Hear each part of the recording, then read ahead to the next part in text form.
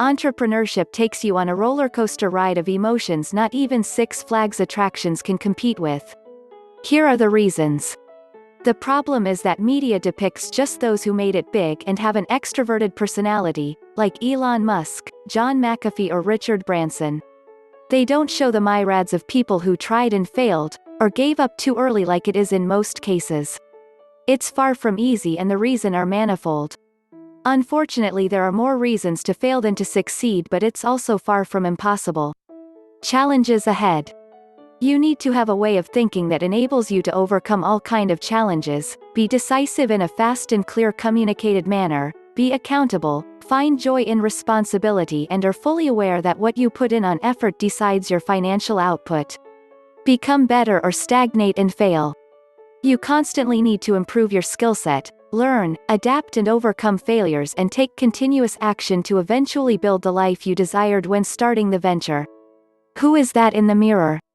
Persistency and brutally honest, constantly applied self-reflection of yourself and your business is key.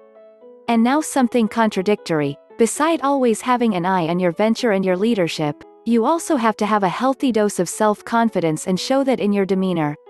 It's a balance of questioning yourself and trust your skills and experiences.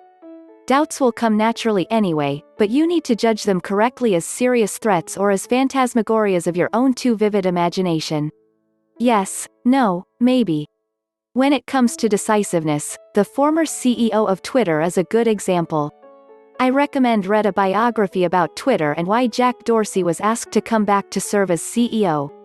He is an oddball himself, just Google his eating habits, but he is also a fast decider and clear in his communication. No victims. The victim mindset is another thing an aspiring entrepreneur needs to get rid of.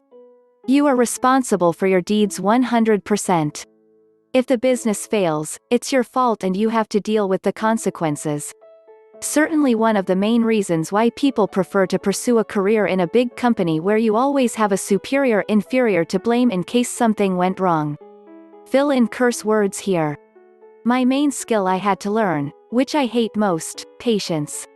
Hate it still, till today, but unfortunately it's crucial for entrepreneurial success. We live in an age of instant gratification and the idea to work for a business, put all our energy in it with an uncertain outcome somewhen in the future doesn't sound too appealing for many and so they don't even start or quit too early. A job at a company makes things far easier to plan and provides you with a perceived sense of security. As we see in times of crises, no jobs are really safe. Don't be a smart ass. You need to be open-minded in many ways, especially open for critics when they are legit. You need to learn from a situation and listen to people who already experienced your situation. If you know everything better, your way will be far longer and far more difficult than it has to be. You don't need to make every mistake that exists yourself, you can skip some by simply listen and keep your mind open. The future to come. Beside that, it's also necessary to be on top with contemporary technologies and developments, be it legal like with restrictions or with technological trends as with AI or the blockchain. You need to know your business environment in detail and have a constant eye on the market. If you work at a random department of a big incorporation, you just have to focus on one topic. Conclusion.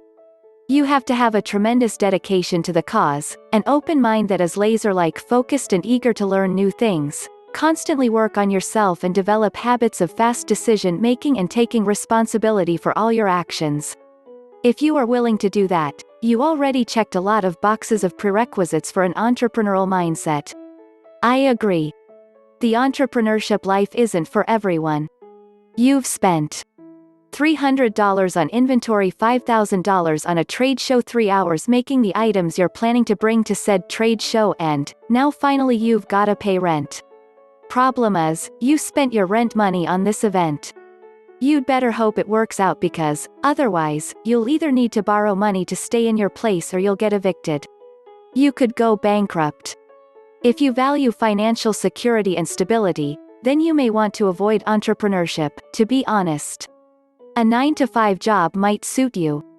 But, let's say that trade show goes insanely well. You make a 200+% return in your investment. HomeGoods, Hobby Lobby, and a whole bunch of other retailers start calling to sell your product line in their stores. You get a $100,000 order from Walmart. You get accepted onto Shark Tank, a primetime opportunity for exposure to tens of millions of viewers. No, it isn't.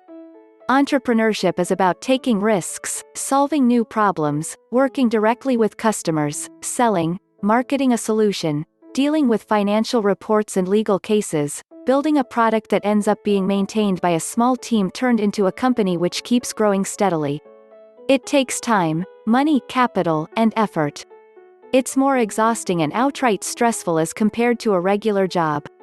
Most people don't want to bother building a business of their own. Sure, they are tempted by the idea of being their own boss, working whenever they feel like it, earning 10x or 100x their regular salary. None of that is even remotely true for 99% of the entrepreneurs out there. Entrepreneurship isn't a 9-to-5 job that comes with the comfort of family and friends' time in the evenings, or traveling and watching TV over the weekends. It's an effort that usually requires a massive commitment and a multidisciplinary approach for handling dozens of activities at the same time, from branding through technology to accounting. It requires an odd sense of curiosity and the inner urge for solving problems. It's a competitive sport that isn't comparable to being an employee of the month at the office. Over 80% of the businesses fail. And most people have a very hard time dealing with failure. They also invest in mortgages, leasing cars, or other personal ventures that require ongoing capital on a monthly basis. Those who are truly passionate about an idea and are willing to spend years validating it day and night, and making it happen can jump into the startup ecosystem. But that's a small chunk of the population which is genuinely willing to risk it all and spend their precious hours on hard work and burning the midnight oil.